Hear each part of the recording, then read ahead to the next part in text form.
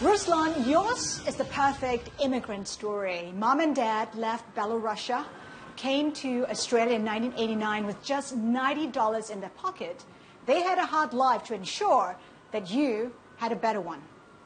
Definitely, and I appreciate it so much more now that, I've grown up and I get to understand what they went through.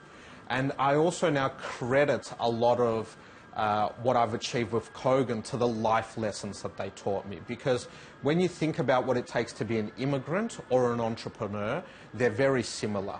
To be an immigrant, you have to drop everything you've got, take a massive risk, travel into the unknown, work your butt off for a potential benefit that might not be there. An entrepreneur does exactly the same thing. And watching my parents arrive with $90, work 3 or 4 jobs each, Dad would work as a taxi driver during the night, then deliver pizzas, then work at the Victoria Market, Mum would be a cleaner at one cafe, waitress at another, then they're studying English as well at the same time, trying to educate themselves for a better life for their kids. It made me have an incredible work ethic and determination, and I knew from a very young age that I can do anything as long as I work my butt off to do it. Mom and Dad were highly qualified as well. Mom qualified medically, Dad an engineer by training. How did you feel seeing your dad and mom holding those jobs when they were highly qualified back home? Yeah, I was 5.5 years old, so, it didn't really click to me that, I didn't understand Dad has a master's in engineering and here he is driving a taxi or, working at the Victoria Market, and the same with Mum. It just doesn't click, and you learn to appreciate those things as you get older and you reminisce about it. So, I think about it now and I thank them every single day for what they did. And in the early days, you lived in public housing? We did. We grew up in the Housing Commission flats in Melbourne. And you always passed a canal. Tell us Yes. about that canal and how significant it is. It was significant in the sense that as a little kid, all the bigger kids were jumping over it. So I'd always climb the barbed wire fence and try to jump it and, I'd come home with wet shoes and all of that and then finally managed to jump over it. But also that it ran through the golf course. And in the canal, you'd find washed up golf balls and along the fence line, and I'd collect them, put them in egg cartons, wash them, and then sell them back to the golfers. That was the first money that I'd ever earned myself. And since then, you actually started about 20 or so ventures, and that was the start of your entrepreneurship experience. From a young age, my parents taught me that if I want something, I have to earn it. So with the golf balls, it wasn't big money. It was like $10 or $20 a weekend. But at the age of 9, that makes you pimp of the milk bar. So whenever I'd go to the shops, I'd buy whatever candy I wanted. Then, after that, it led to my parents would give me $5 to wash their car until we were at a shopping centre and I saw a big billboard that said, car wash, half price, only $40. And I thought, hang on a second, I'm getting ripped off here. So I went and printed all these business cards, did a drop around the neighbourhood, went to all their houses, and then packed a hose with a few sponges into a backpack, walked around, and people were paying me $15 to wash their car.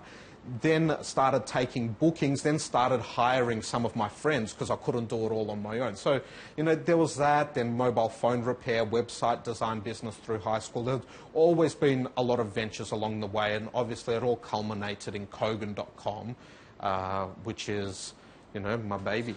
You're worth about $350 million and counting. One of the richest young people in Australia.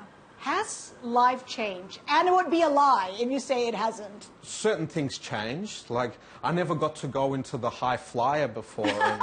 And, here we are seeing all of Singapore. But look, I fly up the front of a plane now. I, drive a nice car. Yeah, live on St Kilda's. Yeah, live in St Kilda, and it's a modest apartment, but the things I really enjoy, the money hasn't really changed. I love fishing. I wish the fish knew how much money's in my bank account, but they don't. So I don't catch any more based on... But isn't it cliche to say that money does not matter, that you're not chasing money when you already have money? If you look at business people around the world. Like, Steve Jobs kept going up until he had a few weeks left. Why? Because he really wanted the money? Why is Richard Branson turning up to work at the moment? Because he really wants the money? Why is Rupert Murdoch working? Because he really wants the money? No, I could retire right now. I'd never have to work another day in my life. I could have whatever I want. My kids will never have to work a day in their life, and their kids and their kids and their kids. You get addicted to the game and you love the challenge. And entrepreneurs create all the products and services that enhance our lives. And they thrive on competition. And that's what makes me jump out of bed in the morning. And speaking of Richard Branson, you put a down payment of $200,000 to go to outer space. When I saw the Virgin Galactic program launch, it struck a few chords with me. One was that, like, you know, as a little kid, you say you want to be an astronaut. By the time you reach 10 or 15 years old, you realize that that's not going to happen. And then at about the age of 28, I realized again, oh, it might happen. You know, so it struck that chord with me. But the other one being that both Russia and the US have sent 498 people into space. And they've spent over $500 billion on their space program. That is over $1 billion per person into space. Richard Branson is doing it for $200,000. I'm a capitalist. I love free markets. And this is a perfect symbol of what a private enterprise can achieve and what government can achieve. Richard Branson is sending people into space for 1/5,000th of the cost of what the governments have done it for in the past. So based on that, I felt an affinity to the program as well, and that's why I joined. But Mom is not liking the idea of you going into space. Oh, Mum despises the idea. Mum keeps telling me, you're not going to go, you're not going to go. As long as I'm alive, you're not going. So, yeah, she really doesn't like the idea, but I might have to do what I did with skydiving with her, where I flew to New Zealand saying I've got a few business meetings, went skydiving, then she saw the video on YouTube and on my Facebook and nearly killed me. You know, so she told me not to go skydiving either. So I might just tell her, oh, Mum, I'm going camping in the Mojave Desert. Then we'll see what happens. You're a lot of things to a lot of people. How would you like to be remembered? How would I like to be remembered? It's a good question. I'd probably by the things that are most important in life. So I want to be remembered as a good son and a good brother. They're for me, I'd say, the most important things at the moment. Ruslan Kogan, thank you so much for being on High Flyer. It's been a pleasure. Thank you very much. Thank you. Good to chat.